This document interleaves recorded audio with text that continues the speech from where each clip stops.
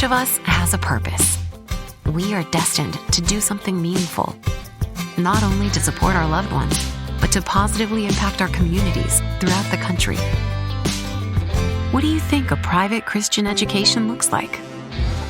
Grand Canyon University offers over 175 high-quality online programs across 9 colleges. Find your purpose at Grand Canyon University. Visit gcu.edu.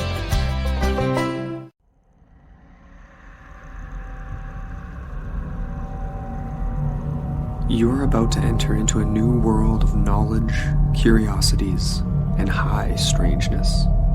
This is a podcast of Straight Up Strange Productions. This episode is brought to you by our Patreon supporters. Become a patron today at patreon.com/intotheportal.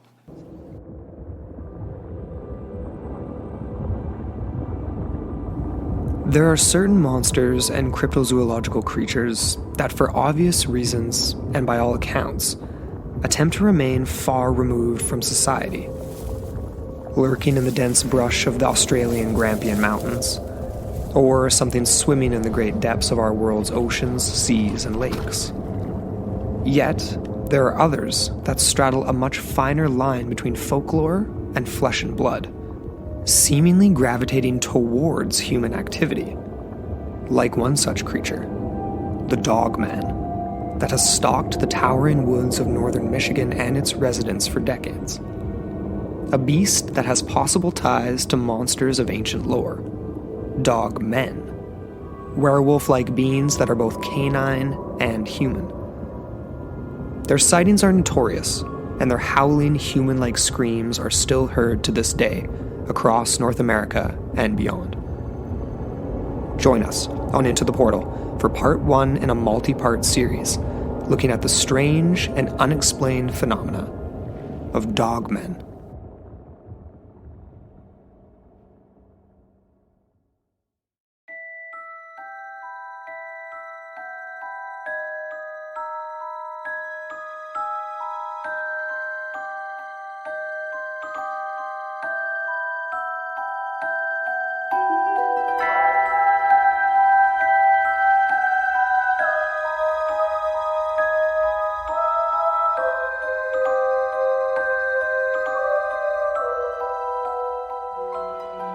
Hello, and welcome back into the portal. I'm Amber Ray.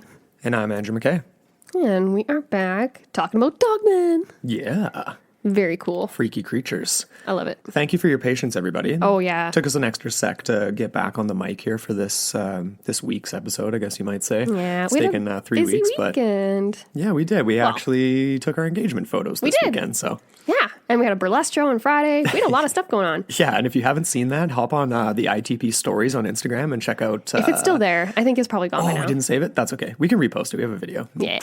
Anyway, yeah, we've been super busy, but we do have a really fun multi-part series for you guys, which is the first of its kind since, I think, Strange Sasquatch Encounters was our last multi-part series. Yep. Cool. Anyway, so... we probably have housekeeping, but I didn't add it in, so don't worry about it, folks. Check out our website, intotheportal.com, and you can just figure out the housekeeping for yourself. Go check out the updates on there and see what's going on. But I just want to jump right into this. Let's do it. So today we're talking about, well, a few different things, but in broad strokes. The Michigan Dogman and Dogmen in general. The idea and the prospect of the Dogman of North America, if you will, because this is a phenomena that stretches across many different states and borders, even up into Canada as well on the East Coast. As far as Alaska, I was seeing encounters. Which is pretty wild. But what we're going to do for this episode is essentially start off with one of the most famous dog-headed bipedal monstrosities, and that is the Michigan Dogman. And what we're going to do is basically kick things off with this creature and then expand from there into some other kind of strange cracks and crevices of this phenomena, essentially. All sorts of weird history. We're getting ancient, but that's for part 2. Right. So to kick things off, we have the just general description, even though there's definitely differences depending on where you're looking and where you go. And as we go into the ancient past, we're getting very, very muddied in terms of what these things could have been and are today. But the Michigan Dogman, this creature, generally described in a few different ways over the years, but typically looking at a cryptozoological phenomena here. This isn't like, the chupacabra or anything like that. Cryptozoological phenomena, well, unless you're of the mind that that is pure cryptozoology. But if you listen to that episode, it's a little UFO, it's a little bit of many things. So go back and check that out if you haven't. But the Dogman seems to be purely cryptozoological, described as averaging a massive 7 feet tall, sometimes larger, blue-eyed in some accounts, red-eyed in others, amber-eyed if you want to get sort of halfway in between. It's bipedal, like I said before, obviously canine-like with massive, the teeth to show that, which is the dead giveaway. Too. The snout, the hair, but with the torso of a man. That's usually quite muscular, and automatically people are going to go to the classic sort of werewolf image in their head, I think, right? With the chiseled abs, essentially. And that is some of the descriptions we get. So much like a werewolf, much like a loup-garou. Standing upright, the bipedal characteristic, And this is the part where, this is the stuff that we love. The beast is said to have, an absolutely terrifying howl that to some witnesses sounds a little bit like a human scream, but emanating from a non-human entity. This idea of the abject that, right? Exactly. It's so guttural and so raw and so foreboding. It's like it couldn't be human, right? But it's just it's like a next level intensity or something. And it's certainly not a wolf in distress or something like that. You could easily chalk it up to that, right? A canine creature in some other situation. Yeah. But according to some legends, the Michigan Dogman appears in a 10-year cycle. And this is attached to another story that we'll get into, obviously.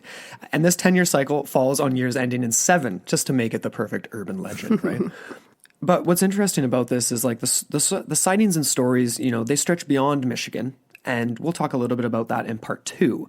But a lot of the times, these creatures, these beasts, have not necessarily been connected to any claims of violence or death or the attacks you might associate with werewolf or loup-garou activity. They seem to be more like scavengers, if anything else, in a lot of the sightings. But there was sort of one epicenter of all of this, a mass mania of the Dogman, if you will, that kind of kicked things off, even though there was stories that would come out of the woodwork that were from way before this story, which is what makes this entire case, this entire phenomena pretty interesting. It straddles that line so perfectly, right? There was kind of the radio song that started it all, if you will. At least in modern times. In modern times, that's right. And so... And by modern, we mean the 1980s. Yeah, fairly modern, I guess. Yeah. Well, anyway, we'll contextualize that a little bit more. 1987, I guess that's almost even the 90s. Almost. There you go. From a lot of people, though, this is where, the real story of the Dogman begins. So, or their consciousness of it begins. Exactly. And this is why people believe this is the classic Joe Nickel thing, where it'll be, this is the epicenter that people gravitate to, and this is why people make up stories, right? Because they're inspired by this, and it becomes this collective consciousness, urban legend phenomena. But maybe not. So in, I guess, Traverse City, Michigan. Is that how you pronounce that? Sounds about right. Okay. 1987. This guy who ended up becoming famous, Steve Cook, a radio producer, he wrote and recorded a song called The Legend. The Legend. And in this song, he basically... Just before you get into it, though, I've heard this guy referred to in many ways. Disc jockey was probably my favorite, though. Oh, yeah. That's a Disc classic. jockey. What an old school reference, eh? Nobody uses that anymore. Nope. I like it, though. We don't use discs. The DJ. Where's the floppy disks? Well, we still say DJ, though. But What that's does what DJ that stands stand for, though? Disc jockey. Oh, yeah. I'm dumb. Wow. But I know, but we don't say it out loud. We don't say the full thing. You never hear that. No. Anyway, we I can like bring it it back, though. Beastie Boys style or something like that. But anyway, this guy, Steve Cook, he recorded this song, The Legend. And in this song, he basically sings a tale of the Dogman, right? This massive, upright, canine human. He talks about canine-human hybrids that will appear every 10 years to, essentially terrorize and stalk the residents of northern Michigan.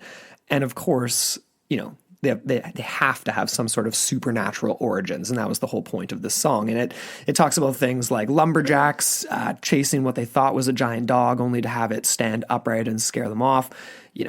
Horses found dead from fright, with dog tracks nearby, and all kinds of freaky stuff. It's basically like a Halloween song, if you will. I think it came out around Halloween. It was October something. I believe so. There was another part of the song that was really funny. It talked about a group of hippies in a van being confronted by a grinning dog face at the window. And of course, you guys can go listen to this on YouTube, and we highly recommend it. It's a pretty funny little listen. But yeah, canine monsters stalking the woods at night. are of course very common. And so this is why a lot of people would latch on in a way that wasn't real, probably, right? But this is like, I mean, obviously, like we've said it already, Luke grew werewolf, many, many things in different folktales. But Cook chose to make his creature a dog specifically. So like not a traditional werewolf per se.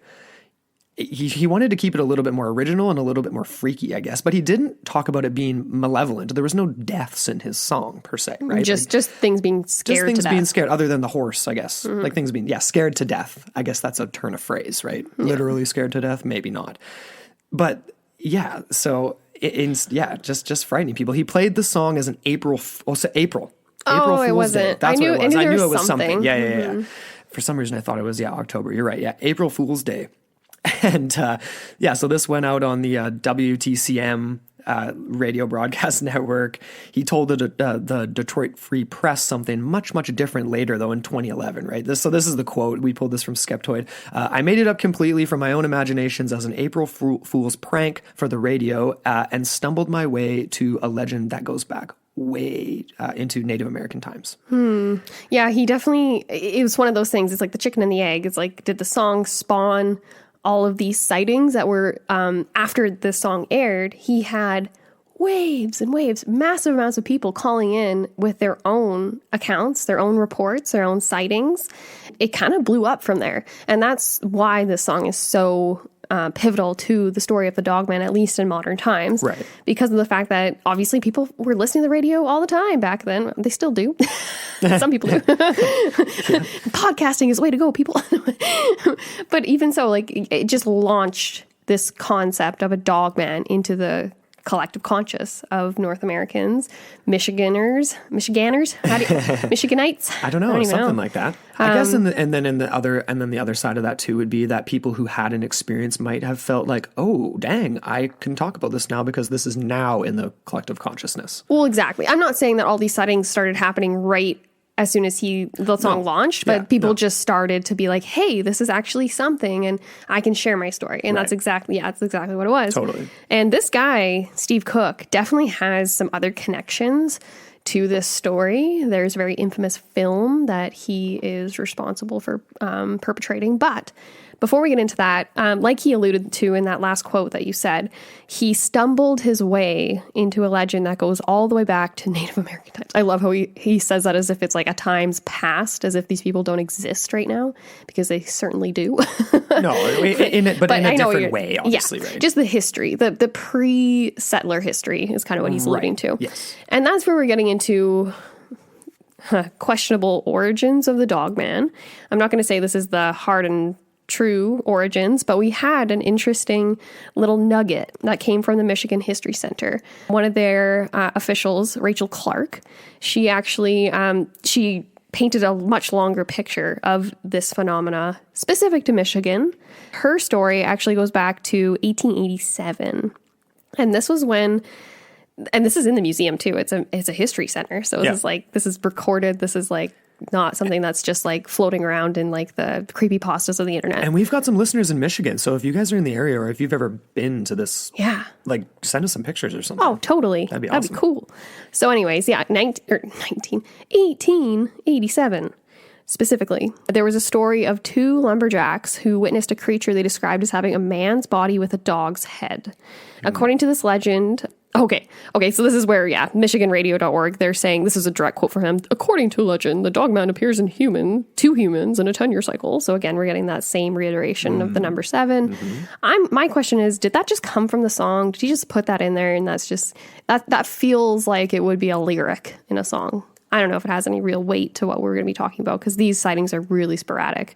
Yeah, and if you go online and you look at even dogmanencounters.com, and various other websites, like it's all over the place. And I don't think we can, that's just a stupid folkloric element that was just added in as like an extra, just to kind of give it a more supernatural element. Yeah. It reminds me of the werewolf, right? Like you say he went for more of like a dog-like description. That reminds me of like a werewolf, like cycle, you know what I mean? Moons, years. Yeah, no, for sure. It definitely 7. does. Anyways. I wonder how much research he actually did, or if it was more of a subconscious thing and just like because obviously if you dig and if you try to find connections where there might not be connections, and it's funny, actually, this reminds me of what Scott was saying on Astonishing Legends the other day, where like he does this all the time, where he like makes these connections sometimes even if they're not there, and I feel like I'm very much like that too. Oh yeah. And this is a case where where it could kind of be like that. And there's so much information just in the world generally, right? It's almost hard not to do that.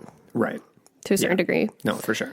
But going back to the whole Michigan History Center, they have documentation that is very intimately connected with the logging industry. It's very predominant in the early settler history of Michigan, the 1800s specifically.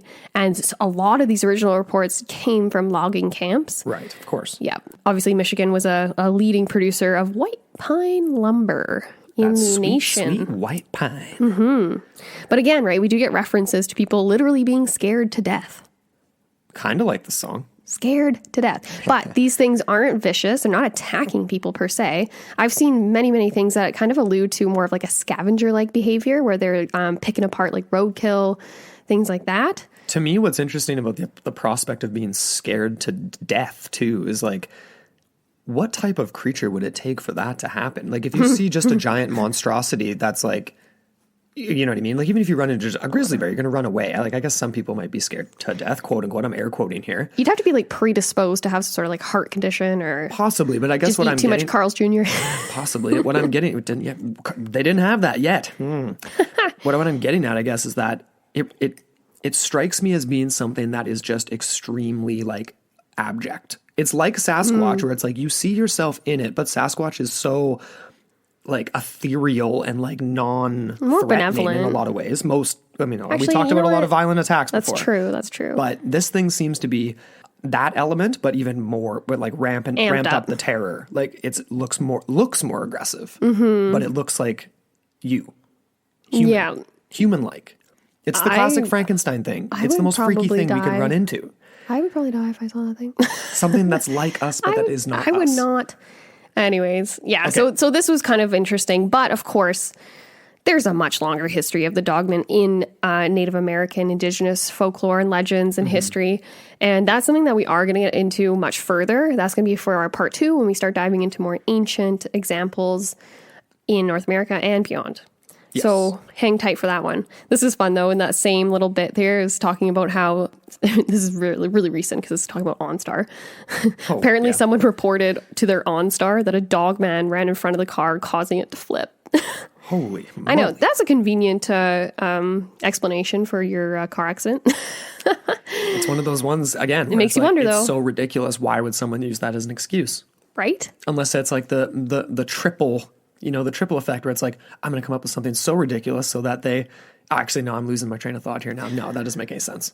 It's so ridiculous that how would you have come up with that, right? Kind of thing. Yeah, so it's semi-believable. It's so unbelievable that it is believable.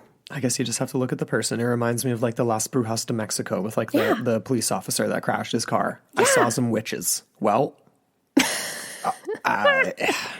Okay. There's no way to verify that. Did you have your dash cam on? No? Okay. All right. There's some videos. There is a video. Very and much like the I already Dogman. alluded to it in connection to the Steve Cook character that we mentioned off the bat, the disc jockey. The DJ. And he is responsible for bringing to light something known as the Gable film. This Gable film allegedly originated from the 1970s and it actually became viral much later on. So we're talking 2007. Needed YouTube. Waiting around for YouTube to go. I guess so. I guess that's, you're Makes required sense. to go viral, I suppose, for video. And this was in the Dogman would resurge in the minds of Americans again. And the footage is interesting, to say the least. You can go look at it. We'll include it in our show notes, too, just for a quick reference. But it mainly, sorry, I can't talk today. Let's just quickly describe it, though, too. Like, that's what I'm talking about. Oh, yeah. Sorry. Okay, go for it. I was going to say, mostly consists of a few minutes of very grainy footage. And this is of like leisure activities. So like snowmobiling, chopping wood. Right. All shot by this guy, Mike Agrusa, supposedly. And this was during a vacation he took in Michigan in the 1970s. No exact date that I could find, but 70s. And it culminates in a few seconds of what appears to be a very bizarre, upright, almost slightly gorilla-like in my mind, but hairy, Broad-shouldered, broad-shouldered, creature, for sure. more of a muzzle. Like, it's not a flat face, Right. from what I could tell, even though it is very brief. And it starts to charge at the man before he runs away, and then the footage gets all crazy and cut off, and that's the end of it. And Yeah. this was very highly contentious. Supposedly, this Steve Cook, he found it at an estate sale and gained ownership of it. It was like an 8mm film. It's very grainy. A lot of people have dissected this one, and it's very controversial. Yeah. It's very, very controversial. It's yeah. I mean, most people I think would say that it's a hoax. Yep. Of sorts. I would probably lean that way too. Right. Yeah, that seems to be the consensus for the most part. Interestingly, though, Monster Quest actually featured this film. It was the centerpiece of their investigation in one of their final episode. It was season 4. America's Wolfman was the name of the episode. Right. Yeah. And I don't know if we've seen this one. I can't recall. I don't think it was available on YouTube. It's not available in Canada on YouTube. Yeah, exactly. We didn't have access. But if anyone in America has access, go ahead and Well, I watch feel it. like we watched it way back in the day when it was available. And it sounds so familiar, right? But It kind of does. We've seen so many of them. But this, interestingly enough, again, like we alluded to, a lot of people think it's a hoax created by this guy, Steve Cook. And again, right, he's got a movie, he's got a radio song, April Fool's jokes. Like, it just doesn't seem like a very credible yeah, I guess. But to a certain degree. But at the same time, if you want to go flip the switch a little bit and be like, okay, well, maybe he did innocently come up with this as an April Fool's joke. He started to, it's almost like, what's his name, John Keel, where you just get sucked into the story. Yeah, and then you become a part of it, right? Because you are on the radio, ergo, you're going to have people calling into you. You're kind of a public figure. And then from there, I'm not sure. He doesn't actually go into it. He just says that he found the film in an estate sale in the lower peninsula of Michigan. So he's not very specific on how or why he came across it. So that, again, kind of points to a little bit of fishy business. But yeah. what do you think of that? Well, there's a couple things I think about the video itself. As a hoax, it's definitely it's a relatively good one, especially like when it first came out, I guess. And if you believe it's a hoax, and a lot of people do, but you know, it's the classic, grainy, like you said, grainy shot, and it's obviously wintertime, like you said, snowmobiling. Like, this creature is lumbering through the snow, and it does amble like a gorilla would, rather than, I mean, what do I have to compare to, right? I'm going to say rather than a bipedal canine monstrous creature. Like, I don't know, but it does appear almost like to be more Sasquatch-like. And it's like, if that's the case, like we're talking hominid, we're talking, primate anatomy. And if we're to believe that these creatures are some sort of canine-like beast, it's going to, you'd think like anatomically it's going to move differently. So in that sense, the video is very strange. And then on the flip side too, if we believe that, if you believe that Steve Cook created the video, or he's behind it, and that he didn't find it at an estate sale, and it's a total hoax, fabrication, it seems kind of odd that, I mean, again, it's like, why have the sort of like very obvious April Fool's Day song on the radio, but then at the same time go to this elaborate effort to have like a pretty convincing, like at the time, video that's, like the classic Sasquatch videos we see. Like, why go to those two extreme opposites in your association with this Dogman creature? It just seems kind of counterintuitive. A little bit, yeah. You're just muddying the waters, kind of. Like, I it could go guess. either way for you or for the whole story. That's in just general. my opinion. It just seems kind of odd. My first impression when I saw this footage was that this thing's a gorilla. Like, It looks like it that. doesn't get up. It's on all fours the whole time. It has huge shoulders. It looks like a silverback gorilla. And the way that its hind legs, like, it definitely, like, I'm looking at it right now. Like, I'm literally watching it, and you see it crouched. You see it crouched, and you see ears that look almost like lynx ears coming out. Yes. So that's a difference from like a Sasquatch. That's more dog-like, obviously. And he's literally like on all fours, broad-shouldered, square to the camera, and then just starts running on all fours. And it's very, very bizarre. Like, it's huge. It's massive. Yeah. It could. I'm just looking at it again now. Like, It starts slow. and then it starts to charge. Right. And then it does move like how an animal would move, but it is tough to see because it's so grainy, whether there could be someone crouching, like, you know what I mean? Like someone on all fours kind of thing. Yeah. I guess, like, because then it cuts out, right? Like there's nothing. Yeah, it just goes blurry. Because then it's like, okay, how did that situation end? Obviously the tape made it back, or someone, like, you know what I mean? Like there wasn't like an investigation into missing people and you find the tape like Blair Witch style. It was an estate sale. It was just part of someone's belongings once they passed. Right. Yeah. So obviously, presumably whoever shot that footage made it out alive, which makes it seem like that encounter was a little bit, again, odd, because if something like that is charging at you like that, unless it's literally just trying to spook you away, which seems to be the modus operandi of this thing. Charge at you, snarl at you, come 2 feet away from your face, and scream and wail in this sort of half human, half monster sound, and then disappear, I guess, potentially.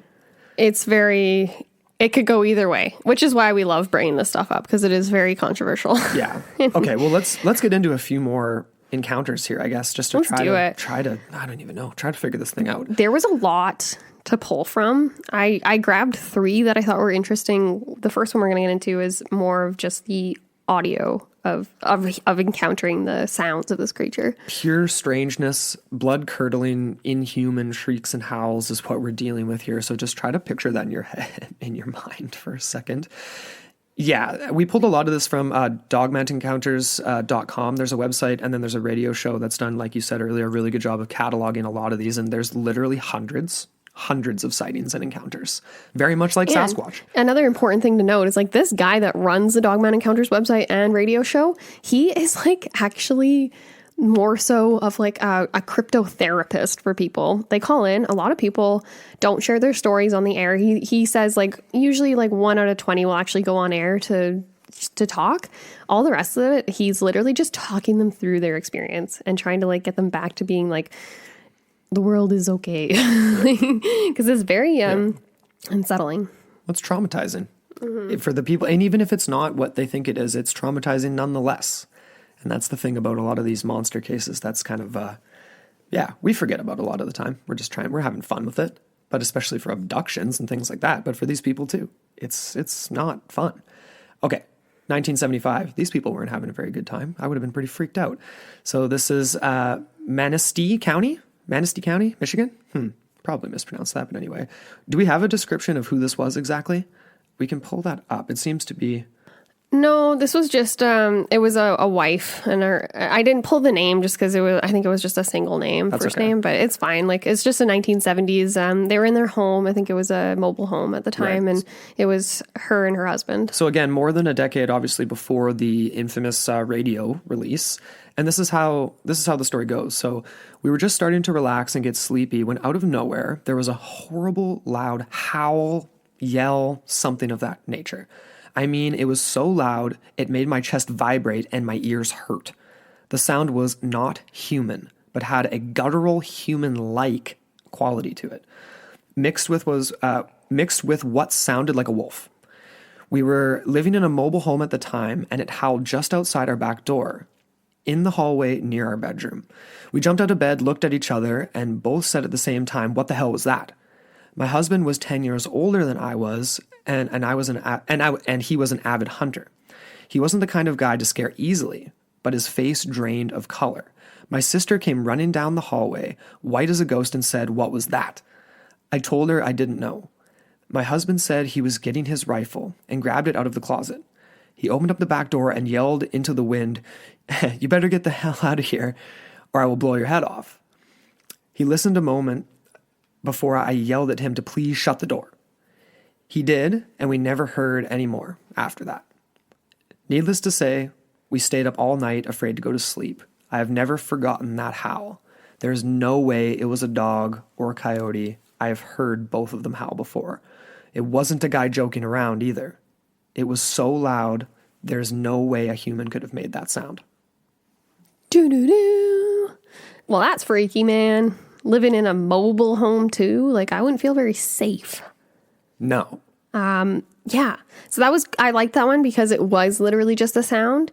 And for me, that is a huge aspect to this monster, this creature, whatever you want to call it. My question, though, is like, why? why was it there? Why did it make that sound? What was going on? Yeah, because it's not as Was it a full moon?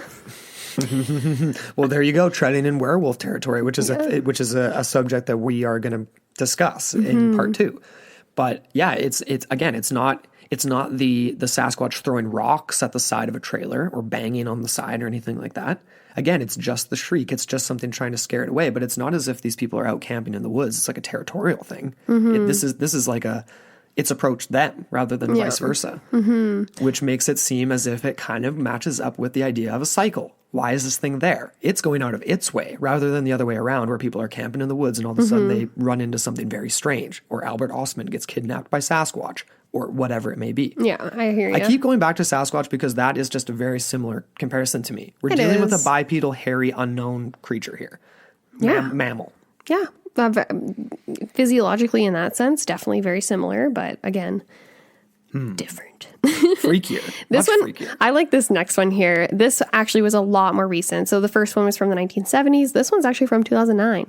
And it happened just before midnight. It was 11:45 p.m. at Saginaw County, Michigan. And this was from someone who, again, was alone at the time. And they were entering their home.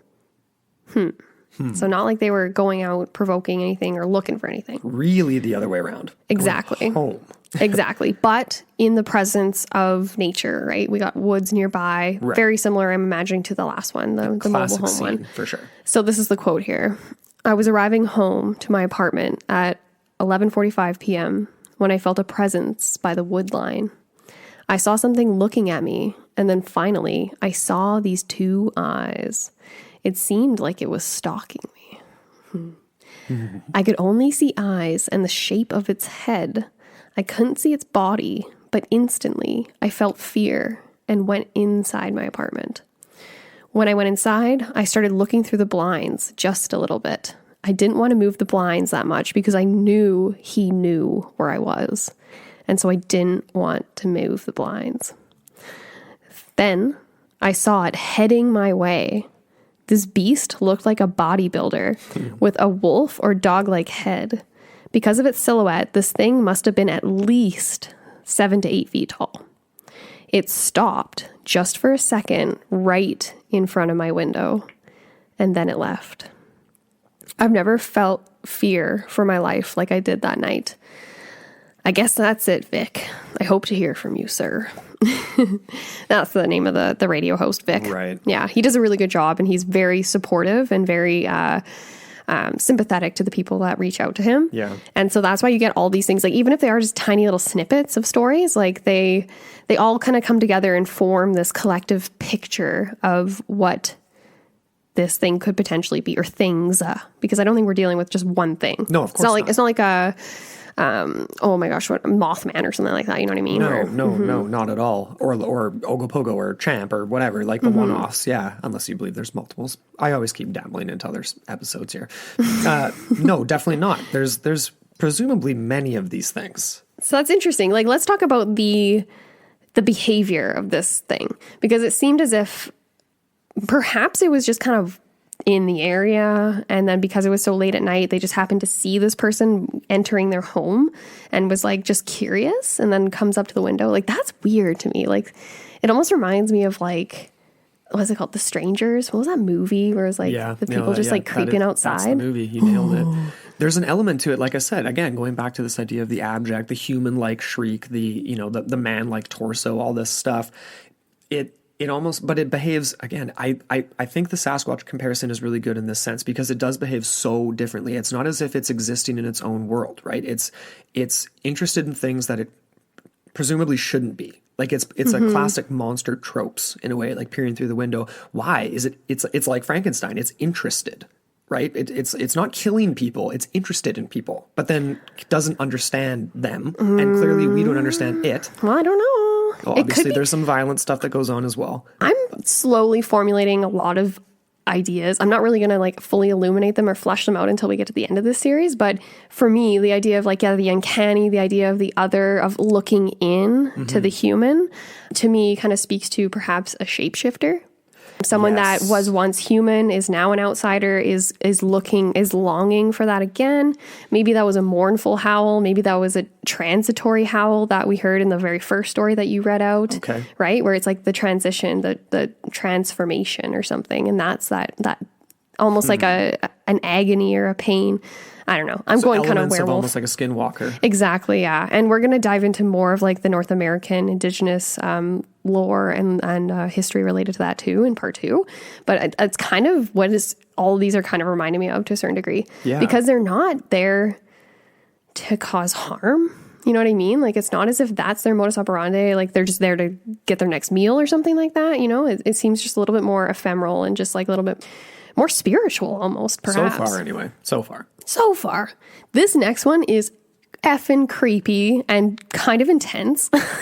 I liked this one a lot. This is, again, another late 2000s. So we're talking 2009, Oceana County. And another late night sighting. This occurred roughly between 11:30 p.m. and 12:30 a.m. And it was kind of an unfortunate circumstance for this person. She'll explain here, so I'll just do the quote. All right, so quote, "My encounter happened in February of 2009. In November of 2008, I broke my arm and was basically stranded at home. I was unable to drive or work and was going stark, raving mad with boredom. My best friend would drive the 35 miles north of Muskogee, to pick me up in Shelby, just to take me back to Muskogee for a visit at her home.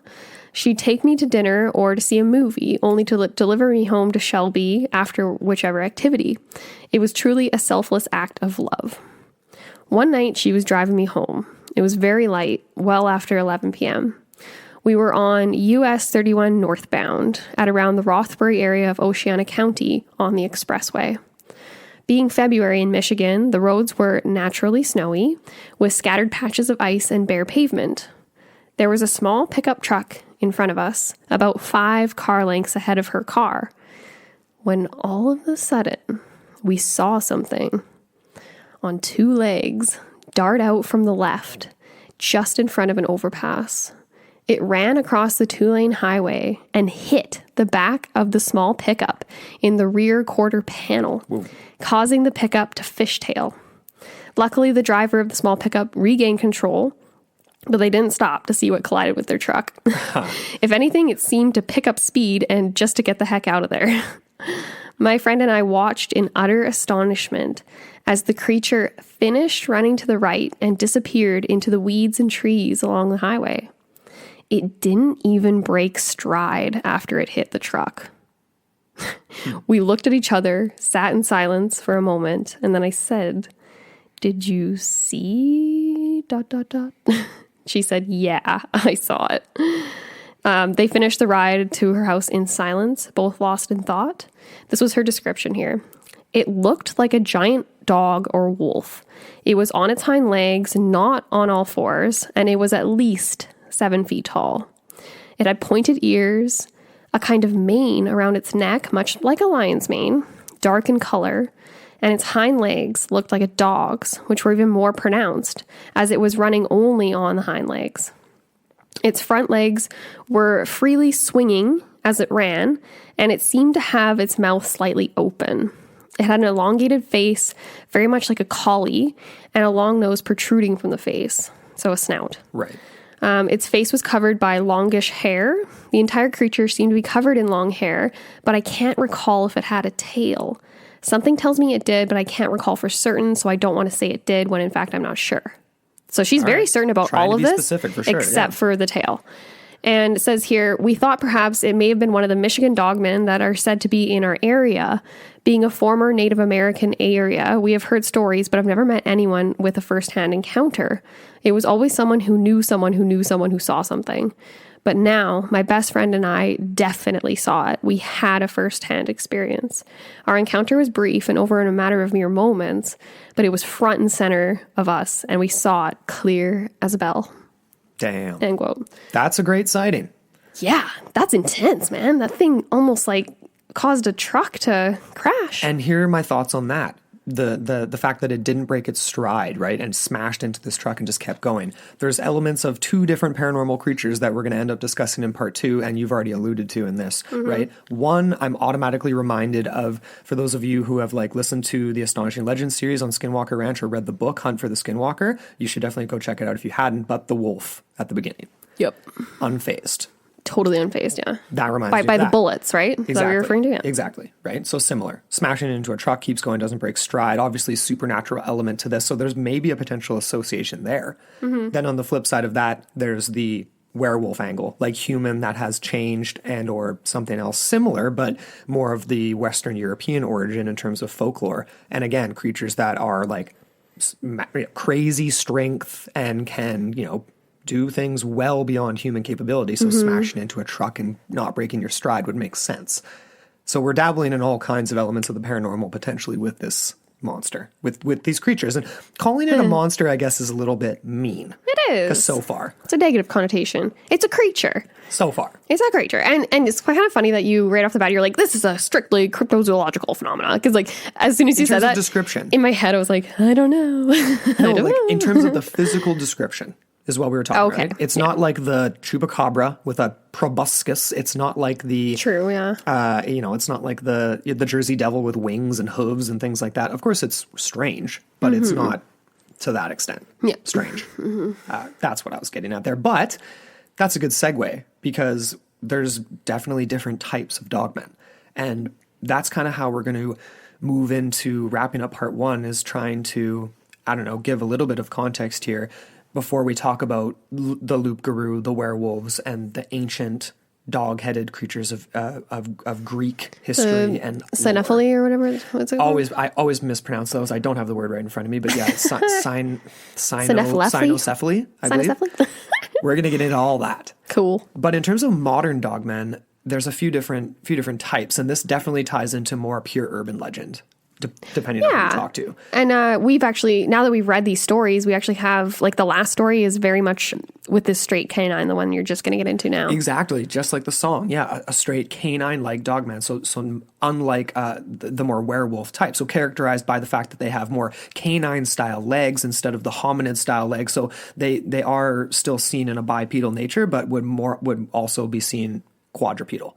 And run in like a dog might rather than in the Gable film, an ambling gorilla-like motion is what I'm picturing when I'm thinking of the canine type dogman. Sorry, what? You're thinking it's ambling like a gorilla? No, the opposite. Oh, okay. I'm saying it's the opposite of the Gable film. I'm picturing it's still going to be bipedal potentially, but it's going to move a little differently than that, is what I'm picturing. It just like the way that I pictured in my head is like the classic werewolf where it has dog legs. Like it's literally dog hind legs. With the big long feet that make it so it can run really quickly. Yeah.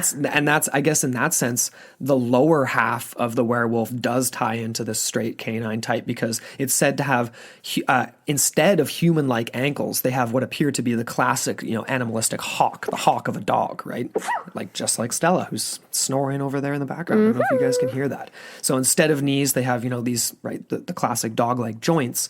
But not all of these canine dog men look the same. So according to some witnesses, some of these canine type dog men have very disproportionately large heads.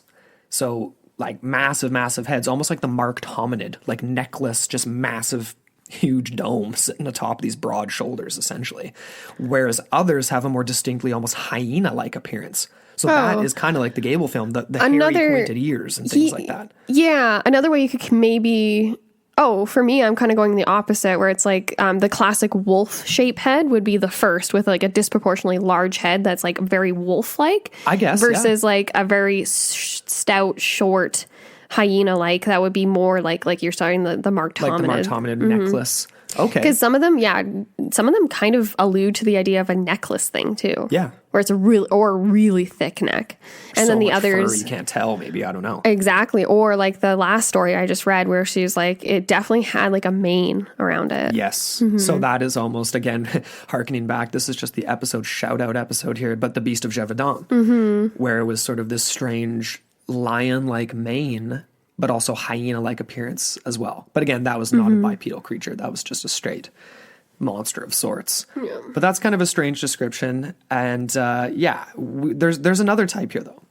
The type 3, and this was from Dogman Encounters. He's very thorough with all of his information. And he starts off talking about the canine type, which is described as literally, like we said, an upright canine. So very similar physiology to your classic dog. Another type, however, is referred to commonly as type 3. Again, like we've said, it is much more like a Sasquatch with a muzzle as opposed to having just the typical flat face. Right. So less gorilla-like, more dog-like. Eyewitnesses who have had these encounters with type 3s do report seeing claws on the tips of fingers and toes instead of your classic fingernails and toenails the way a Sasquatch would probably have. They also say that there's a lot of reports where what they see is... Okay, so this is kind of a weird phraseology here. They often report that the one they saw, so the Dogman that they saw, was ambulating bipedally, which is obviously an unusual trait also. Ambulating bipedally. Yeah. What do you make of that? That is... That's a strange phrase. I'm just going to quickly Google the definition of... That sounds like, more primate. But again, this is such a strange creature. If we are to say it is a dog man, I think that's just a dumb way of saying walking around. Is it really? So they're just sort of walking in an odd kind of manner, I guess like a chimp would amble. It's kind of funny. It's the 100-meter mosey. Exactly. It's more like a casual mosey as opposed to a dog that would be maybe a bit more labored. I would imagine. Right. But. It's the classic. It's either the dog-like hindquarter or a more human-like hindquarter. It's pretty black and white. You know what I mean? It is. Mm-hmm. And then in that sense, I guess. So again, right, we're alluding to the idea that these have the same joints as a human: knees, ankles, for the most part, that type of thing. That type of thing. Just picturing these things strut down the runway. I'm just picturing what was the classic, the big pendulous breast. Sasquatch footage. Patty. Yeah, the Patterson-Gimlin film. Patty Gimlin. Yeah. Too bad we don't have a video like that. I mean, the Gimlin? I almost said the Gable. I'm not going to associate Bob Gimlin with this movie too. Sorry, Bob. You had your 15 minutes there, buddy. Yeah. In that sense, it is very similar, right? It's got the color. It's very similar looking video. The Patterson-Gimlin is obviously way longer. More detailed. Yeah. More detailed, longer. This, to be honest, when I look at that Gable film, I'm kind of reminded of spliced footage of, definitely someone having vacation, leisure, whatever, snowmobiling, their dogs jumping around, all that stuff. And then spliced into that, literally just a shot from a nature reserve. Because it looks like a gorilla. It really Actually, does. That makes sense. It easily could be something like that. It really could have. It's from the 70s. And if there is no context, that's the interesting thing, though, too, because it's if that's the case, and it was another clip from a family vacation, and this is at a zoo or something like that, or on a African safari or something or whatever. It is real then. The footage is real. So if he did actually find it at an estate sale, if you believe that side of the story, that changes things a little bit. The only thing that you have to consider, too, is the surroundings. I'm just going to look back here because it's very similar. Because it's snowing. It's snowing. It could be some other. It's kind of the sparse trees. It's the same forest-like setting as the other shots that he took of him snowmobiling and all that stuff, too. Yeah, so true. Again, but you could, because I'm curious, if this has any sort of weight, if this guy, Steve Cook, did not fabricate this and he actually did find it like he claims, I'm curious as to whether there was an accompanying description or any sort of way to contextualize. Because if it is an estate sale, then it's definitely just, it's just you'd think stuff it getting would have passed to. on. Why would you buy just some random unmarked home videotape at an estate sale unless It's someone all told you what it was? It's suspicious. It is all very suspicious, but it is super interesting. And it does give us at least a nugget to kind of go off of a little bit. Just a little bit. And I feel like we've got a lot of threads here that we need to expand on. Develop. Yeah, exactly. Definitely. And it's been really fun. Yeah. What are your kind of not wrap up thoughts because we're just getting started, but as far as where this episode, part 2, where are we going for part 2? Yeah. I mean, we definitely are going to elaborate more on this Michigan Dogman for sure and try to contextualize with, like we said off the top of the show, going into the ancient past, because this is a phenomenon that's been going on literally for thousands of years, potentially much longer than that in recorded history through oral traditions and things like that. But we're going to go back to ancient Greece, ancient Egypt, places where there's very clear, pure symbology, but also a lot of gray areas and straddling the line between myth and reality. Yeah. And it leads into this idea that if these were real things potentially at one point in time in the ancient past, or some version of it, is it tied to the creatures that people are experiencing today? Very real phenomena today that is happening. Not all of these accounts are fake. Not all of them are misidentifications, very much like Sasquatch and other creatures like that. There is a strange dogman phenomena happening in North America. Yep. We're going to try to draw some lines. So that's part 2. That's part 2. Including, obviously, indigenous lore, the Loup-Garou, and some very interesting North American ancient phenomena as well. So that's basically all I have to say about that. Yep. You have anything to say before we finish up part 1? That was a very succinct job. I don't want to give away too much more. Yes. And I'm just stoked on this. I think it's a really fun episode. And we've got, who knows how many parts we got to this one. Might end up being a 3-parter, honestly, folks. And we've had a few people reach out to us with some, like, ancient dog lore and history of the dog. Even just the idea, like, we can get into discussing, why are we calling it a dogman versus a wolfman? Like, what are the various, what am I trying to say here? The various contrasts that we can draw from that. And the folkloric distinctions. Why? Yeah. Exactly. Yeah, exactly. And that's, again, werewolf, all these things, we're going to get into it. So thank you guys so much for listening to this part 1. As always, don't forget to subscribe to the show. Subscribe and rate the show if you want to take a second, click those 5 stars on Apple Podcasts or wherever you guys listen to the show. Tell a friend about the show. We really appreciate that. And hop on our website, intotheportal.com. If you haven't been there for a while, go check it out. Oh, and the Facebook group. Yeah. Lots of fun stuff. Totally. And the Strange Room. Our network room. Yeah. Definitely. So we've got 2 different groups on Facebook. Join both of them. We're talking about all kinds of weird, strange, awesome stuff in there. And then straightupstrange.com is, of course, our network website. And that's getting revamped. It is. We are doing some fun stuff for the new year / holiday season. So stay put for that. Or stay put. Don't you move. Don't move. Don't breathe. Don't blink. Don't do anything. It's coming. Yeah, we're excited about that. But it's still up and running. So check it out. Straightupstrange.com. And the whole network lineup is on there. Yeah. But that's about it. So as always, thank you guys so much for listening to Into the Portal, your gateway to the bizarre.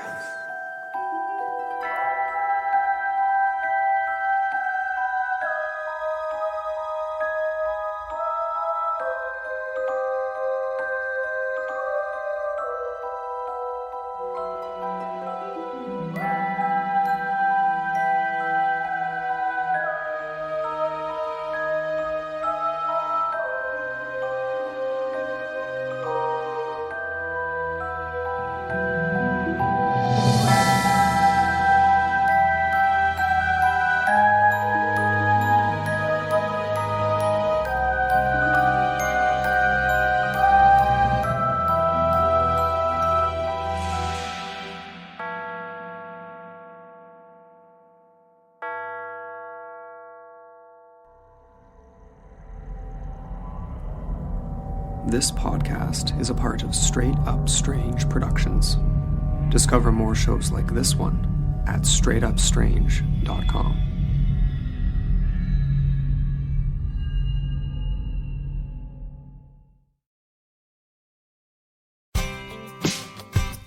Each of us has a purpose. We are destined to do something meaningful, not only to support our loved ones, but to positively impact our communities throughout the country. What do you think a private Christian education looks like? Grand Canyon University offers over 175 high-quality online programs across 9 colleges. Find your purpose at Grand Canyon University. Visit gcu.edu.